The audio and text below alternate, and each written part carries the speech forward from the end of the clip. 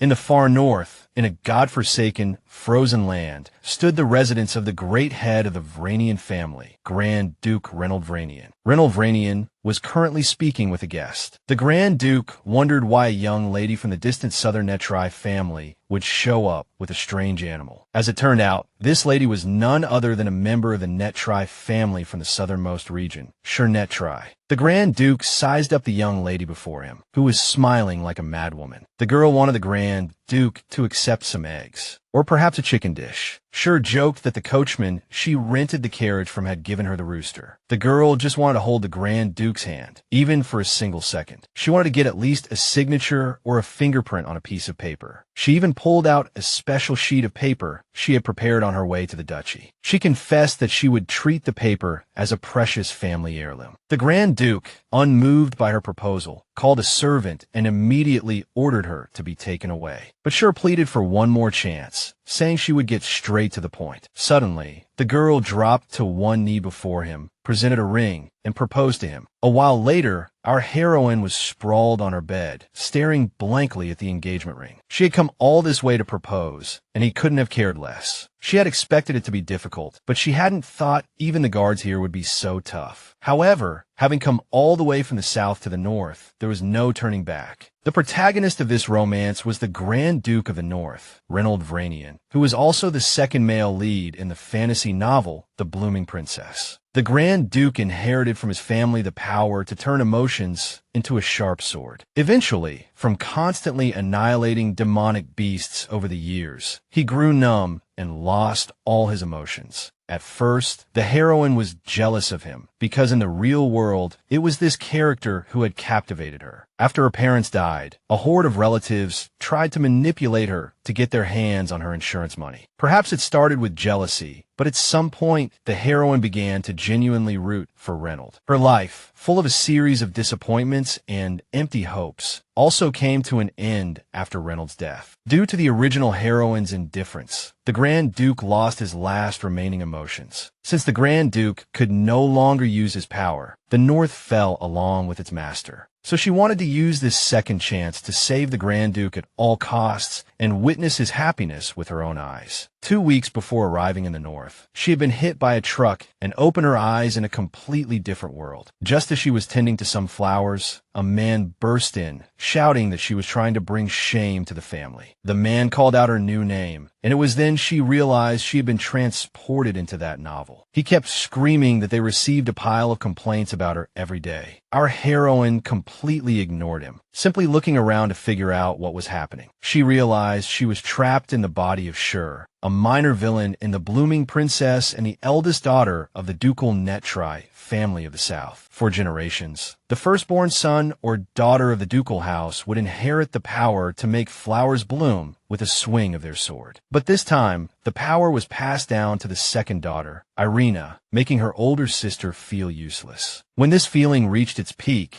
the Duke's eldest daughter attempted to poison the protagonist, Irina. In the end, she was executed for trying to harm her family, which was the exact situation our heroine now faced. The girl stared into the mirror, knowing that the fiery red hair and golden eyes definitely belonged to the villainous side character from the novel. She realized the Grand Duke must still be alive, so her mission was to protect him at all costs. Just then, her younger sister walked in, saying that Shur was already a good-for-nothing and there was no need to scold her so harshly. The younger sister, knowing all her older sister's efforts would be in vain, then smashed the flower pot she herself had been carefully tending to. The original novel's heroine had just returned from lunch with the Emperor, and it had gone very well. This outsider could see that the family dynamic was a mess, but this was going too far. She saw the Imperial Knight's banner in her sister's hand, and Reynold was supposed to die a year from now. So she had to hurry and turn the whole situation around within the next year. Therefore, she announced she was leaving the house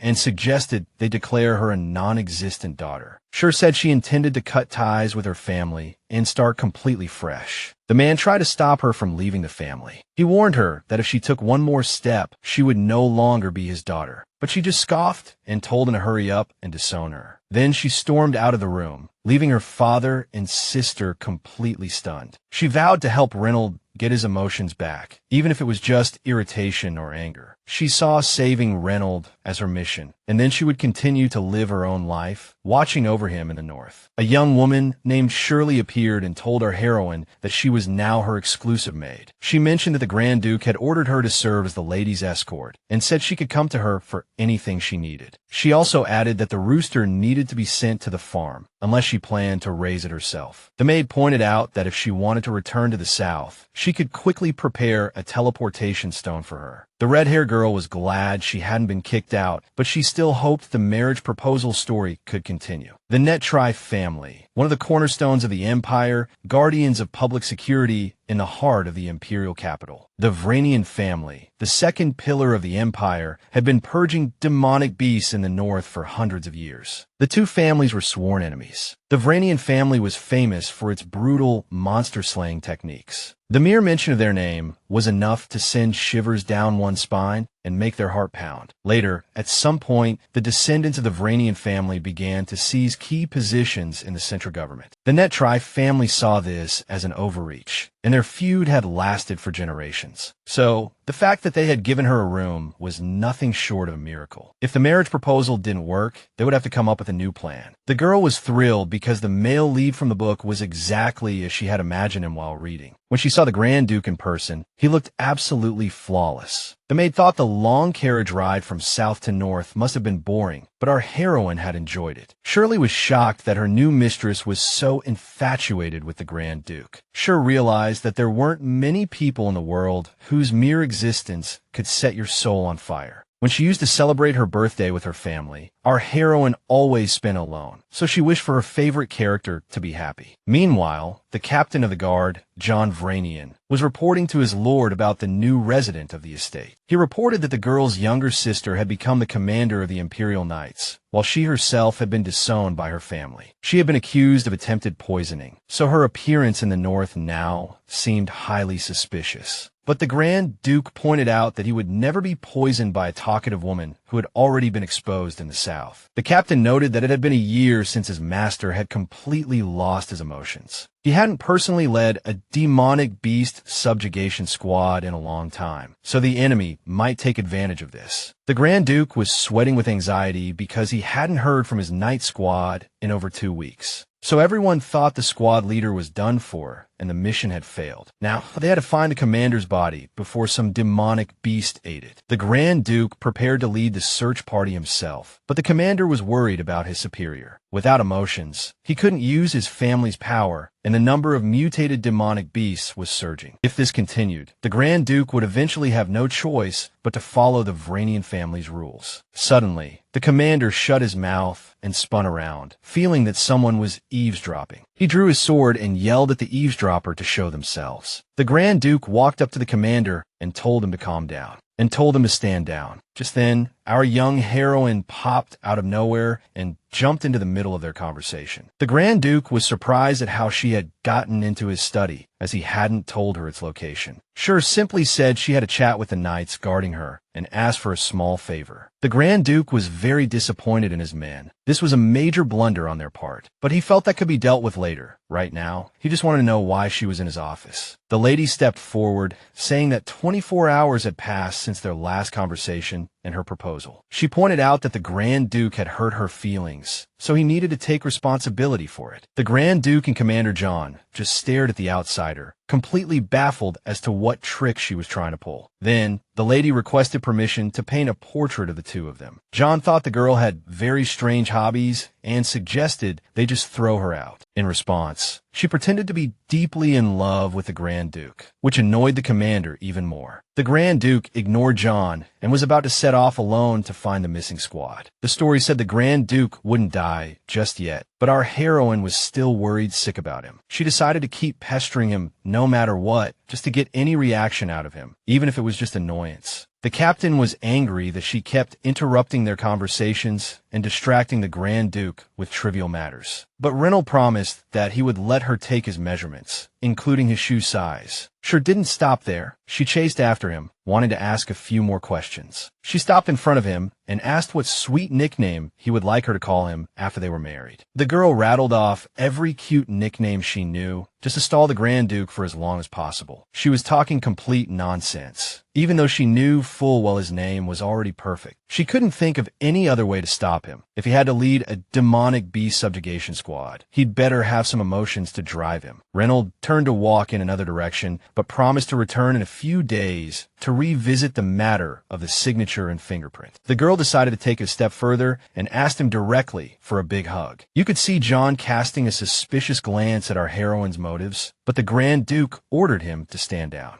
After that, they went their separate ways, and our heroine started racking her brain to remember things from the original novel. After the Grand Duke's death, John was the only one who trekked through the snowy north, hoping to find his body. So it would be a huge success if she could start working with him like a real team. John couldn't understand why the Grand Duke would go searching alone when his abilities were so limited. But the Grand Duke just shrugged, saying that was no longer an issue and that he was slowly starting to get his feelings back. Reynold thought that the daughter of the Nettri family must have been insane when she decided to travel to the frozen north. John realized that the girl's audacity and her sudden proposals had indeed stirred something in his boss. A few days later, our heroine was inspecting all the picture frames in this damn mansion. She held another frame up to the light and noticed it had many scratches. The Grand Duke had promised he would leave his mark when he returned, so she picked out a huge frame taller than herself to safely preserve that mark. The maid pointed out that the Grand Duke's mark would look tiny, like a small dot on such a large canvas. But Shur said it wasn't about the painting itself, but what it symbolized, the protection of the North. The Grand Duke had sworn to listen to any of her requests, so she was planning to take advantage of that. Right after, the maid brought her a shirt just like the one the Grand Duke wore, though she felt he probably wouldn't be interested in such a small exchange. The girls' conversation was interrupted by the sudden sound of horse hooves outside. A horn was blown, which meant the master of the estate and his men had returned. The maid wanted to help her mistress get ready, but the lady was already out of the room. Shirley knew she had to follow this strange girl no matter what. Our heroine dashed through the estate, quickly looking around. She got lost in the crowd, trying to find her beloved Grand Duke. A moment later, she saw John, and Reynold himself was supposed to be right behind him. But then, a blonde, mud-covered knight suddenly jumped in front of her. Our heroine had no idea what this guy wanted from her. The man introduced himself as Nigel, but Shur didn't remember a character with that name from the novel. The man started telling a story about how he was attacked by a demonic beast, but before he could finish, someone pushed him aside. The Grand Duke felt that if she started listening to that story, the knight would never shut up. He pointed out that she didn't have to come out with the servants to greet him. He was a mess right now, so he suggested they continue their conversation after he changed. The lady seized the opportunity and asked to trade his old clothes for new ones. The proposal stunned everyone present, both knights and servants alike. Their jaws dropped. The Grand Duke confessed that he didn't remember asking her to do that. Still, he was very curious how she knew what he wore. So she admitted that she had just asked around the estate while he was away. John was still suspicious of this newcomer to their estate, but the Southern beauty confessed that she wanted to keep the Grand Duke's old clothes for herself. The men were absolutely horrified, wondering what she would do to him next. John couldn't believe someone could get excited just by staring at someone else's old, tattered clothes. But she realized she couldn't see the Grand Duke every day, so she would be reminded of him when she saw his things. The Grand Duke frowned, said he would go change, and that they would meet in the study to talk. Our heroine was thrilled that her idea had actually worked, and it had paid off. The girl sat in the Grand Duke's study, hoping he would be willing to give her a signature and a fingerprint. After a moment, the master of the study opened the door and walked in, and Shur waved at him excitedly. The man brought some documents and sat down at the desk next to the girl. The Grand Duke wondered if the outsider was already tired of living in their northern territory. The girl mentioned that not everything came easy to her, but she was really good at drawing, feeling like she was showing off her only skill. You know, the lady was all like, "Where are those documents you brought?" The man replied, "These are the documents I'm preparing to sign." she was still weirdly asking for his clothes, which made the man doubt everything for a second. He pointed out that he hadn't agreed to exchange clothes with her yet. The man held out a pen and said, "I'll give you my signature, but only if you sign this first." She thought she was about to sign some kind of contract, but it turned out to be a marriage certificate. It wasn't until then that she really looked at the document and realized it was the Grand Duke's answer to her marriage proposal. Shur thought she was dreaming and decided to slap herself to wake up. But the Grand Duke stopped her, grabbing her hand and saying that was a very bad habit. The lady was ecstatic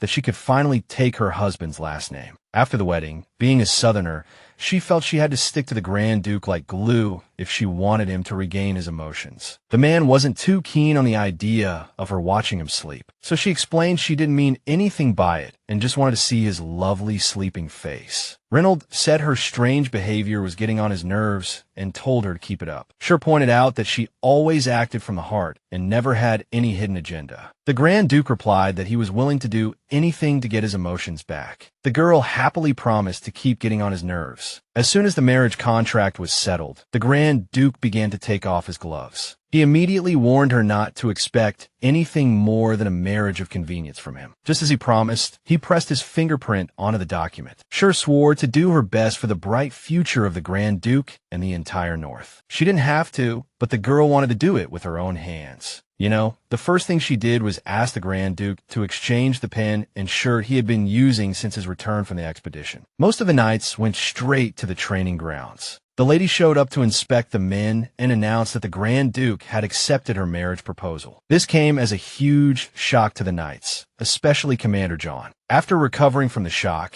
everyone immediately gathered around to congratulate their new mistress. Even the butler, Peter, and the head maid, Athena, were thrilled that the Grand Duke would no longer be alone. The knights started throwing a bunch of questions at their new lady. Wait, John pointed out that the wedding hadn't officially happened yet, so everyone returned to their positions. He told the new lady that she was interfering with the knights' training and needed to leave. The lady admitted she just wanted to watch her future husband train. But John said that with his strength and skill, he didn't need this basic training. He hoped this would scare Shur off, but it only made her happier. The knight kept insisting that she needed to leave immediately and stop watching the training. He pointed out that the new lady's presence was making the knights nervous and unable to concentrate. Just as they were arguing, Grand Duke Reynold himself appeared in the training grounds. He wanted to know why a southern girl was staying outside in such cold weather. The butler and head maid immediately greeted their lord. The Grand Duke instantly noticed his bride-to-be was wearing the cloak he wore on his expedition. She admitted she had simply asked for it, and they had sent it to her. She had left a new pen on his desk, so that's what the mysterious box was for. On the desk in his study, just as he had expected, the Grand Duke didn't care what the southern girl did, so it wouldn't be that easy to annoy him. Reynold admitted he had guessed the daughter of a sword master would be curious about his training. The bride-to-be swore she wasn't trying to steal his cloak. She was only interested in things the Grand Duke used often. Reynold then turned to his disciples and asked which of them wanted to spar with him. One of the knights volunteered to go first, but the Grand Duke still wanted to fight his commander first. Shur was worried because John was using a real sword, while Reynold only had a wooden one. But the man just said everything was fine and that she would soon understand. It was then that the Southerner witnessed a swordsmanship born to slaughter demonic beasts, not to duel with people. The Grand Duke's attacks seemed to have the sole purpose of splitting his opponent in two. The bride-to-be remembered the novel, saying that he lost all his emotions the moment he drew his sword. Feelings for beautiful scenery, feelings for people, everything turned into a blank slate. Vranian was a prime example, as he didn't care about morals, principles, or whims. The only thing that mattered was whether a person could meet his high standards of swordsmanship. If the head of the Vranian family couldn't set these standards, then the skills of his subordinates could be called into question. The novel vaguely mentioned that the Vranian family had brutally trained their heirs for generations, but our heroine had done her homework and knew the Grand Duke was irreplaceable, so he was trying to regain his emotions at all costs. In a year, there would be a massive wave of demonic beasts that would wipe out almost all the northern subjugation forces. The girl was terrified to see this happening for real, as it meant the rest of the plot might also be true. But she shook off those thoughts and focused only on how to help her future husband. The original story mentioned she had healing powers, like when the real villainess was executed, flowers filled the stab wounds.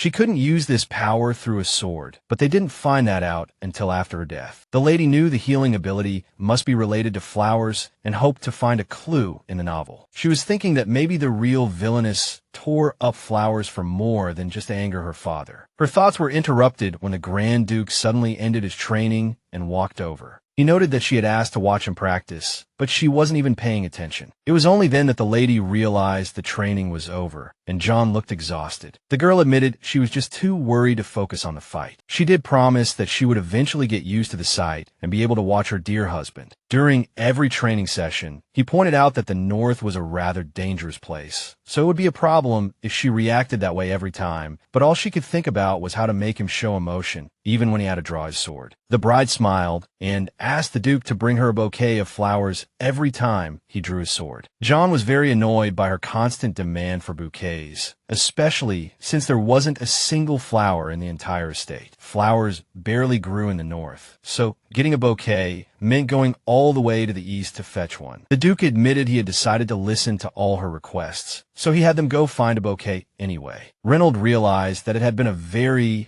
long time since he had felt any emotions, and now he was certain of it. She replaced his things and demanded to watch training sessions she had no interest in. It was all super annoying. Fear, excitement, whatever it was, the Duke quickly got used to it and lost his sensitivity as a result. This was precisely why he needed any advantage he could get when using his sword, and it was also why the Duke decided to trust his future wife and do whatever she asked. Honestly, he could feel that she was trying her best to provoke him. Meanwhile, his bride-to-be was relaxing in her room, asking her maid if there was anything new. Shur knew that finding flowers in the North within a day was a long shot, so she decided to try growing them herself. Even the maid admitted that this winter was especially harsh for flowers, but there was no other way. The power of the Nettri family, the power of the blooming sword, was passed down to only one person per generation. In this generation, Arena bloomed as a poisonous flower, while the Duke's power waned. But after the villainess died, the flowers appeared all the same. The girl didn't know why two people from the Nettri family could bloom in the same generation, but she definitely needed those flowers to speed up the process of unlocking her power. If growing flowers was the key, then it was best to deviate from the original method to unlock the power faster. Just then, there was a knock on the door, announcing that the Duke was looking for his bride. She immediately rushed to the door and yanked the door open. Standing there was her handsome fiancé, holding flowers in his hand. It turned out to be a single branch of camellia tied with a wide, white satin ribbon. The Duke said the branch was cut from a tree in a Marquise orangery from the east. The Duke admitted that it was difficult to find a bouquet in a single day right now, but he would try harder next time. The man confessed that it was John who had found the flowers on their way back to the North. The Duke also mentioned that if she didn't like the flowers, she could return them and wait for the next ones. But the bride quickly hid the flowers behind her back, saying she would be happy with any gift. She admitted that it was impossible for her not to like such a gift, especially one handpicked by her future husband. Afterwards, the Duke was about to slip away, but she stopped him in his tracks. She needed his permission to use the garden on the estate. As soon as Reynold left, Shur ordered her maid to bring her the thickest hardcover album and a vase. The girl planned to preserve the flower and the wide, white satin ribbon for later use. She carefully removed the ribbon and placed it right in the middle of the album, between the pages. Sherry was surprised that her mistress wanted to grow flowers herself. She immediately noticed the Duke's fiancé pick up the flower, and then it began to glow in her hands. After the girl touched them, the withered flowers became fresh and full of life again. Not only that, but they also emitted a very faint yet still perceptible glow. It was then that she realized the real villainess wasn't trying to frame her father. No, she was just saving the dying flowers, and that's how our heroine unlocked a new ability. The problem was that the effect didn't last long, which frustrated her greatly. She felt that her ability must have another use, so she asked a servant to help her. Shur carefully held Sherry's hand and tried to focus her inner energy. After a minute, she asked the girl if she felt anything different. But without a flower, nothing happened, which made her think the healing ability didn't work on people. The lady realized she needed to keep working to enhance her power. Using these flowers, That's why she decided to plant the flower in the garden instead of putting it in a vase. But the servant said the ground in the north was frozen solid, so they had fired all the gardeners years ago. But the future duchess wasn't going to give up, so she suggested they reclaim the land little by little. The girl wanted to start right away, but her maid pointed out that it was getting late and time to prepare for bed. The next day, the commander of the knights, John, came storming in to see the Duke's bride-to-be. The girl was lounging on her bed, while her maid was applying a fresh cucumber masked to her face. The knight was very annoyed about having been forced to trudge through the snow in search of flowers. Sherry was also unhappy because her mistress kept moving, causing the cucumber mask to keep falling off. In fact, the girl was very excited about being able to attend the meeting about the punitive expedition. She asked John if she could place a vase of flowers on the conference room table. He was annoyed by her question and demanded to know what terrible flowers she wanted to use. But when he learned they were a gift from the Duke, he admitted the flowers were gorgeous and agreed to place them on the table. The bride guessed that her maid had started preparing early because she knew about the meeting beforehand. Thanks to Sherry, she learned that it was a gathering of family heads from all over the region. Most of the monsters attacked from the north, but some also roamed in other regions. That's why she told her mistress to appear confident and make a strong impression on the master of the magic tower. A while later, the Duke was working in his study while his bride just sat there watching him. The girl asked if he liked the pen she had given him. He didn't want to lie, so he bluntly admitted that the length wasn't quite right for him. Afterwards, the girl confessed that besides the pen, she had also ordered a new vanity. Time flew by as they chatted, and soon it was time to go to the meeting. The Duke took his bride's hand, which made her ecstatic. Reynold warned her that if she kept being so annoying, he wouldn't stick around to be her bride's guardian. After saying that, he gently took her hand and helped her up. Then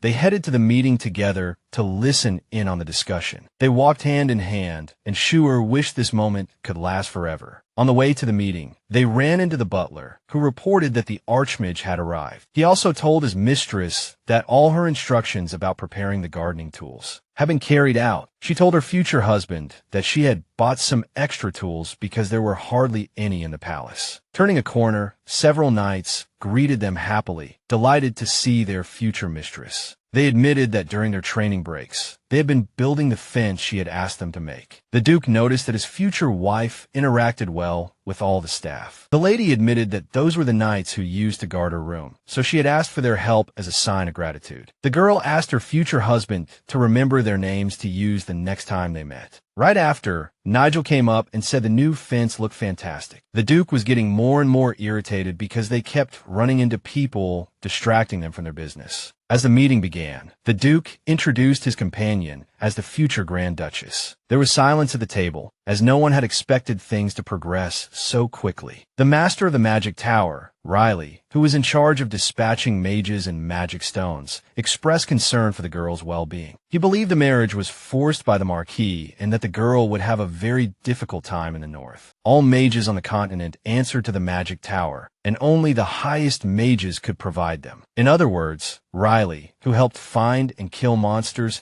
and provided magic stones for the northern expedition, was key to the duchy's long-term plans. The guy was directly questioning her ability to handle her duties. Shur knew this guy only looked young, and there was no telling how old he really was. The girl grew flustered and kept tugging on John's uniform, which he wasn't too happy about. The lady hoped to stand out in a good way next to that pale-faced knight. But then the Duke intervened, saying their marriage was a mutual decision. Reynold also wanted to know since when mages started wandering around his estate and probing a dug-up garden. To this, Riley replied that he was drawn by the faint magic coming from the garden. After that, the men began to argue about whether to provide more mages to support the army. Then, the Marquis of the Northwest region and head of the Henner family, Charlie Henner, joined the conversation. Supporting him was Baron Arthur Smith of the Northeast, who was also concerned about the Duke losing his emotions. Furthermore, the guy was curious why there was a vase of flowers on the conference room table. She confessed that it was a gift from the Duke, something he brought back from his last expedition. The Baron pointed out that the branch of flowers came from his garden and began to dig into her past. The guy was excited because this marriage would unite two great swordsmanship families. The Baron's territory was quite remote, so he didn't know that she had been disowned by her family and had no inheritance rights. She decided to clear the air and stated bluntly that she was not the family heir. She admitted she was the eldest daughter, but the Duke was much more important to her. She was happy to move to the north to be with her husband, so she asked everyone to call her by her new name. Just then, for the first time, the Duke called his bride by her name. She completely forgot that she was in a formal meeting. Afterwards, the Duke and Duchess began to gaze at each other lovingly, much to the young mage's frustration. The Duke immediately made it clear that this marriage was not about an alliance, and that the Nettri family would not be helping with the expedition. The Baron apologized for his actions, but inwardly thought the marriage would be meaningless. Then, the lady forgave his slip of the tongue, as it was the first time the Duke had truly called her by her name. The Marquis pointed out that ever since the Duke had been away on expeditions, their region had been overrun with monsters. Based on his account, Shur realized the plot of the novel was starting to come true, little by little. There were many monsters, but they didn't pose a fatal threat yet, at least not for now. However, even in the original story, the main characters only realized the danger of the north after the central region was attacked. However, Shur knew she couldn't count on them, based on what happened in the original novel. The Marquis insisted that they should at least try to establish some kind of connection with the central region. The Duchess pointed out that at this point, even if they sent aid, those people wouldn't know the north better than the Duke. The girl chimed in, saying she knew this better than anyone, as her family only dealt with central affairs. Their support wouldn't be much help because the Duke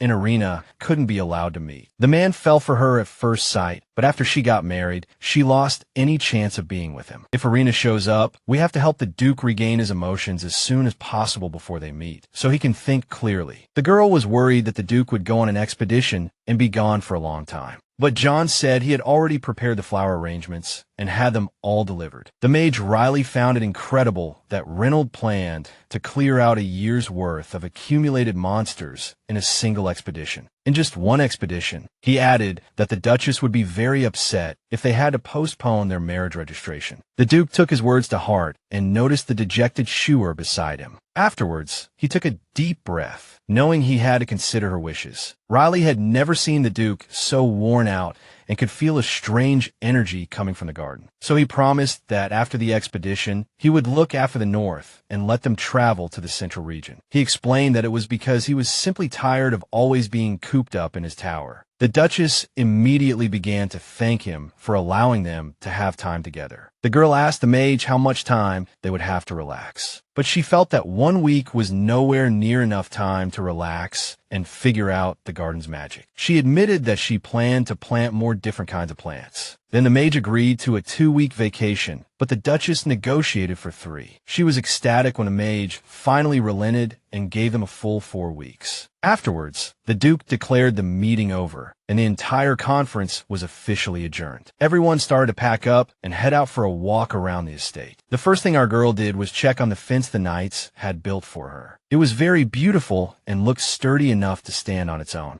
Just then, the knights appeared, carrying several boxes of equipment. They asked the new mistress of the estate if she liked the wooden fence they had made. The girl admitted they had done an even better job than she had imagined. They also brought the wooden sword the Duke used when sparring with John, just as they were asked. One of the knights confessed that he had grabbed it right after the fight ended, so it was the real deal. The maid chimed in that handmade items take time, so their furniture would arrive a little later. Just then, the knights finished setting up the fence and asked if there was anything else they could help with. The girl admitted she wanted to plant the Duke's first gift there to keep it safe. She asked the knights to tell her stories about her future husband's expeditions. Meanwhile, the Duke was in his study, dealing with affairs of state. The mage was lounging on the sofa, pondering what kind of person the future Duchess was. Reynold noted that the strange girl was completely shameless. The mage found it strange that the Duke ended the meeting so quickly, so he asked how soon they planned to start the next expedition. Reynold wondered why the mage was staying in his office instead of going home. Riley confessed that he just figured he might as well wait here since he was going to look after the garden anyway. The Duke found this suspicious, as mages usually just wanted to stay in their towers and never leave. But the mage pointed out that he was making an exception because of the magical energy coming from the garden. After that, the Duke knew it was a complete waste of time to argue with the mage. Suddenly, Riley had a premonition, and he turned to the man, speaking in his sweetest, most gentle voice. He wanted to see if the Grand Duke of the North had regained his emotions. Then the kid slipped away, teleporting with a magic circle to the future Duchess, since she was much more interesting. A sudden gust of wind scattered all the documents, leaving a mess behind. The Duke was even more annoyed because he could hear the chatter of the knights and his future wife outside. Shur was still busy in the garden, building a fence for the camellia. She didn't even notice the mage suddenly appear beside her. He admitted that he had sensed a strange magical energy, so he came to check it out. Riley noticed the energy was coming from a small camellia branch stuck in the ground. Although the flow of energy was very weak, you could still feel it clearly. So the future Duchess pretended she was just working on the fence. She offered to let the mage look anywhere but that spot, even though there was nothing else there. But she was very interested in whether the mage had any temperature-controlling magic stones. She explained that she desperately needed the stones to grow trees in her garden. The mage pointed out that he would need something in return for his help. After all, temperature-controlling magic stones were very rare. Shur knew that not just anyone could create magic stones, and their numbers were limited. Even fewer people could actually imbue the stones with power. But that wasn't a problem for the master of the magic tower. The girl pointed out that her family's flowers were quite famous throughout the empire. So she offered the flowers from her first bloom as payment for his help. She knew Riley didn't believe her, so she asked him to look at the camellia she had planted. She showed him that the flowers she planted should now be able to take root and grow in the northern soil. The mage was convinced that it was the youngest daughter of the Nettri family who had inherited the family's power. The future Duchess told him to stop pretending, as she knew he could perfectly feel her own power. She said the camellia she planted would even glow at night. The girl suggested that if he didn't believe her, he could double-check with the maid. Riley thought for a moment and agreed to hand over the magic stones he had in exchange for the flowers. Immediately, the girl grabbed the guy's hand, ready to thank him for his help. She said she was so scared of losing the Duke's first gift, so his help meant the world to her. The guy wasn't used to this kind of behavior, so he yanked his hand back. Shur asked the mage to be careful with the camellia, as it was the first gift the Duke had given her. She told him he could watch over the flowers for as long as he wanted. Then she ran off to take care of other things. Riley noticed that every conversation with her started and ended with the Duke. Even he could see that the girl's attachment to Reynold was more than just ordinary. Still, the guy wasn't sure if this feeling could be called true love. Afterwards, he checked the camellia again and created a magic teleportation circle. The guy thought it was crazy that two sisters had inherited the power in the same generation. Meanwhile, our girl was dashing through the estate, completely ignoring her servant. She rushed towards her room, hoping to see the new flowers. But right in front of her huge room, she ran headfirst into the night, John. The guy carefully opened the door to her room, and she was immediately hit with the scent of flowers. In the center of the room, right in front of the entrance, stood the Duke, surrounded by what looked like a million flowers. He pointed out that she was very late for their scheduled meeting. The whole scene was so stunning that Shur was completely speechless. The Duke never thought Riley would agree to look after the North, so he had ordered a huge amount of flowers. Our girl stared at the ridiculous amount of flowers and started to get stressed about just how many emotions her future husband had. The Duke had planned for a month-long expedition, but with the mage's help, it might only take a week. To be honest, the girl herself had been a great help in fighting that dark energy. The heroine asked her future husband to take just one small step to the left, then pick up one of the hundreds of bouquets and turn to about 9 o'clock. The Duke couldn't believe she was making him fetch flowers just for this. But the Duchess was reveling in the perfect combination of black and red. Reynold hadn't expected this kind of reaction at all, so he just remained silent. The heroine was excited because her gardening level was about to get an upgrade now that she had those magic stones. The Duke was surprised the mage had handed over the magic stones so easily. Before she could answer, a magic circle appeared in midair behind her. The next second, something fell from the ceiling right into the pile of flowers. It turned out to be just a young mage from the magic tower who had fallen flat on his face on the floor. The Duke and Duchess were completely bewildered by the sudden appearance of the guy and were quite shocked. She was mostly freaking out because the mage had landed right on her flowers. She started to cry because the guy had ruined some of the flowers the Duke had given her. She cherished the gift so much that she had even prepared an entire scrapbook for the bouquet's wrapping paper. The mage was confused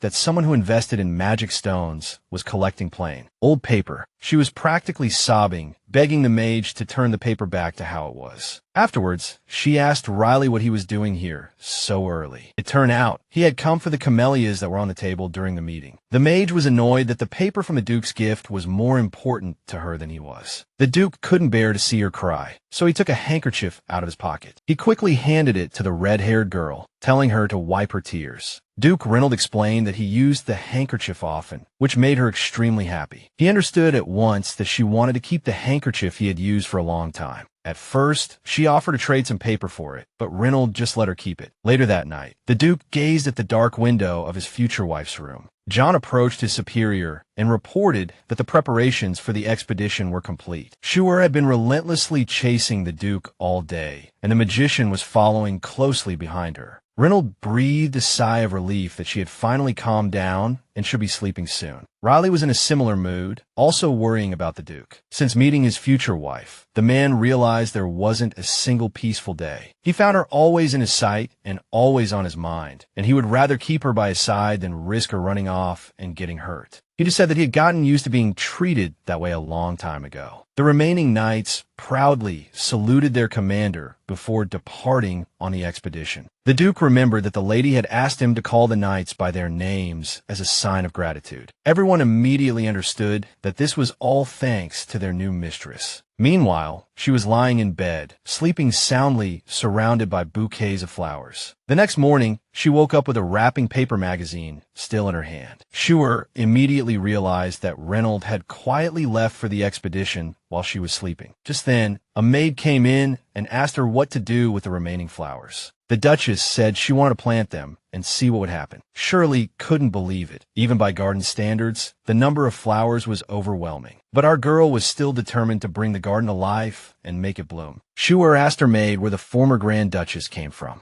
but she said it was a very old story and it was best to ask the Duke himself. Everyone in the manor adored their new mistress and wanted to help her with anything. The girl wanted to learn about the North, so she asked the butler for some reference materials. She wondered why the maids reacted so strangely to the request. The future Duchess said that if she was going to stay by the Duke's side, she didn't want to mess things up. The request nearly made the butler, who had been waiting for years, overcome with emotion. He explained that he was temporarily handling the affairs of the late Duchess. She was shocked to find out that the man had seen the Duke as a child, and she immediately wanted to know what he was like as a baby and see a portrait of him from that time. Our girl couldn't figure out why the maids were so terrified when the butler simply decided to tell the story from the beginning. The man cleared his throat and began to ramble on about the family history, going all the way back to the first ancestor. Meanwhile, on the expedition in the northern mountains, John noticed something was off with his lord. The Duke suddenly felt a sense of unease, as if someone was speaking ill of him behind his back. But he just attributed the strange feeling to being surrounded by monsters. Back at the mansion, the butler was still droning on with his story, boring all the maids to tears. Shur told all the girls they could go to the garden instead of listening to his endless rambling. But suddenly, with a pop, a daisy in her hand lit up and then exploded. She had accidentally detonated the flower with her powers before she could even react. Shirley told her to be careful, as she was the sole person in charge of the North while the Duke was away. Just then, our girl glanced out the window and saw the magician strolling in the garden, so she handed the burnt daisy to her assistant and went downstairs. The girl was so excited to see the magician that she practically sprinted to meet him. But from a distance, she realized the man seemed to have suddenly grown much taller. At the last moment, the man turned around, and the face of a much older man was staring at her. The Duchess froze completely, not expecting to see him looking like this. Riley chided her for approaching so quietly, saying she scared him every time. You can't just conjure up that many stones overnight. So the magician brought a few over to tide things over. The Duchess was glad he could help and thanked him immediately. She was very fortunate to have decided to ask the magician for help. As a token of her gratitude, she wanted to give him one of the first daisies she had grown, but the magician immediately saw that something was wrong with the flower. He snatched it from her hand just before the daisy could explode. Shur explained that the Duke would be wearing a white uniform at their wedding, so she asked the magician to create a recording stone. But just then, a maid interrupted them, saying they had moved all the remaining flowers to the garden. Afterwards, our girl thanked the magician again for his help and went to tend to the garden.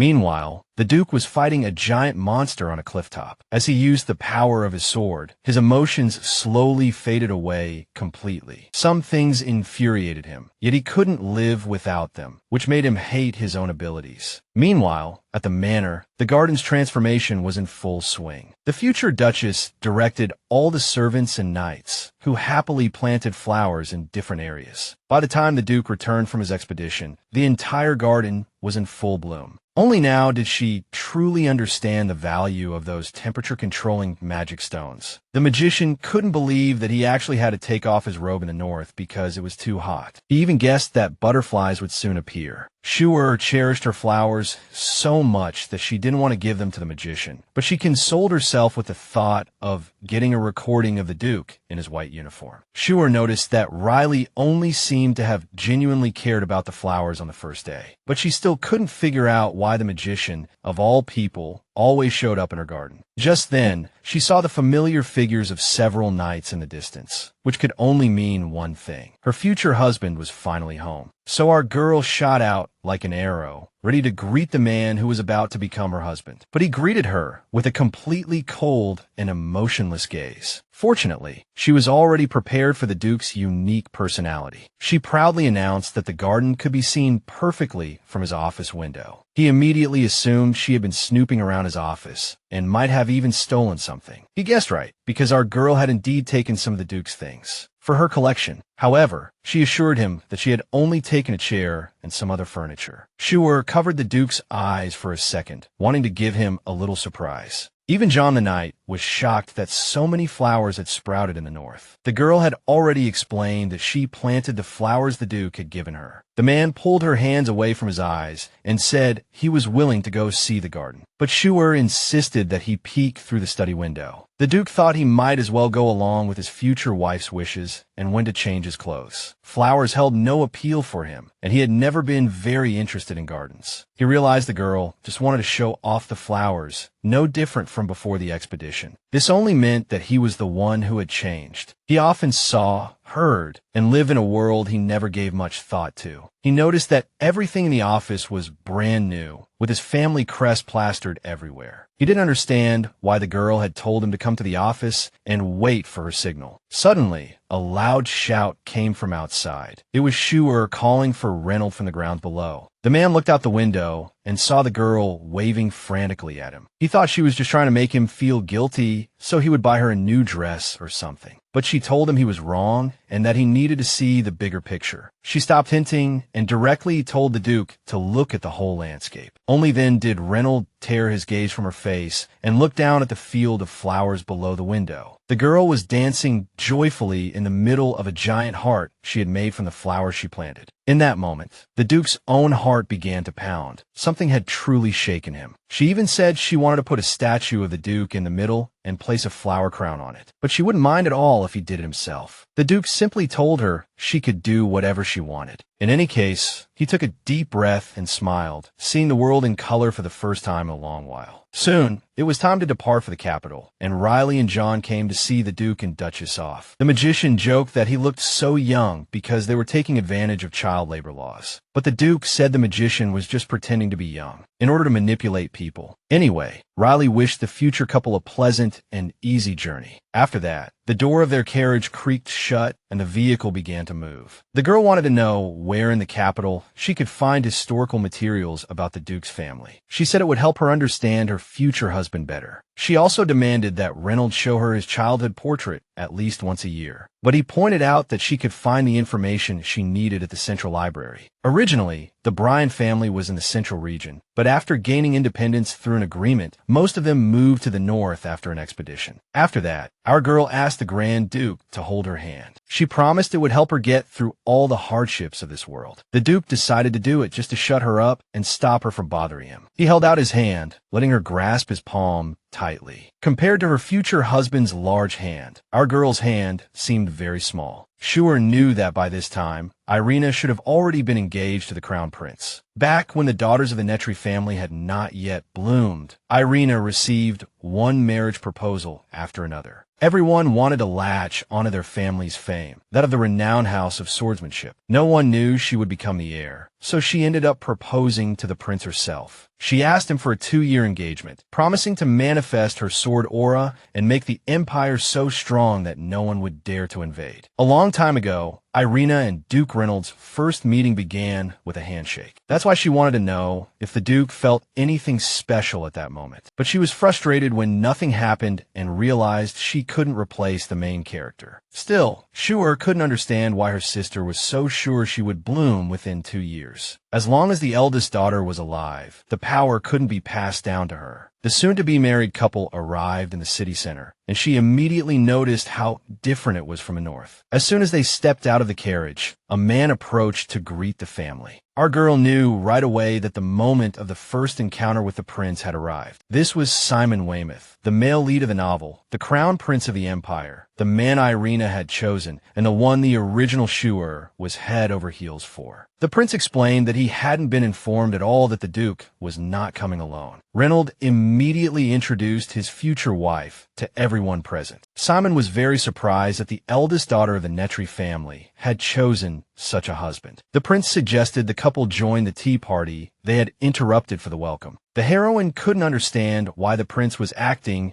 as if he was meeting her for the first time, even though in the original story he was fully aware of her feelings. The Duke was about to refuse the tea party, but the prince pointed out that the Marquis's daughter was with him. After that, the Duke immediately changed his mind and suggested they join the tea party for a little while. The prince led the couple to the table and introduced them to the daughter of a marquis he knew. Brittany stood up and greeted the soon-to-be married couple. She looked exactly like her father. After that, the prince was about to introduce another lady, but she decided to do it herself. It was Irina Nettri, the vice-captain of the Imperial Knights and Shur's younger sister. Duke Reynold carefully helped his fiancée sit down and pulled out her chair for her. Our girl was surprised that the prince didn't know she had been disowned by her family. She noticed that Simon didn't care, but her sister looked very upset about it. The prince wanted to talk about the Duke's recent expedition, but wasn't sure if it was the right time. He suggested that Irina step aside to discuss swordsmen's affairs, but she wanted to continue the conversation at the table. Our heroine hoped they would all stay at the table and not leave them alone. But the prince was very insistent, so Irina had to give in and stood up from the table. Shur immediately told her future husband to keep his hands to himself until he put a ring on her finger. The man pointed out that she had promised not to boss him around, but now she was breaking her word. She argued that the Duke had only just held her hand for the first time, so of course she would be jealous. She threatened that if he wasn't careful, she would embarrass him in public by calling him Kitty. After that, she immediately apologized to everyone for being distracted by personal matters. The prince confessed that he was truly happy to see the Duke and Duchess together. Our girl watched her husband leave, hoping nothing bad would happen. Just then, Brittany chimed in, saying it was her father who had sent her to the tea party. She confessed that she was the one who sent him the camellia branch because she thought it was romantic. She also asked our girl what exactly she liked about the Grand Duke. Shur didn't hesitate to say that she liked Reynolds' domineering side. Brittany was shocked that the girl could say so many good things about her future husband. She pointed out small details that no one else would ever notice. But she added that there were also secrets about him that only she knew, like his 13th eyelash, which was a little longer than the others. She said with a smile that she enjoyed observing the changes on his not-so-expressive face. Just then, the Duke's voice came from behind them. He had heard everything. He pointed out that her loud voice could be heard clearly even from the end of the hallway.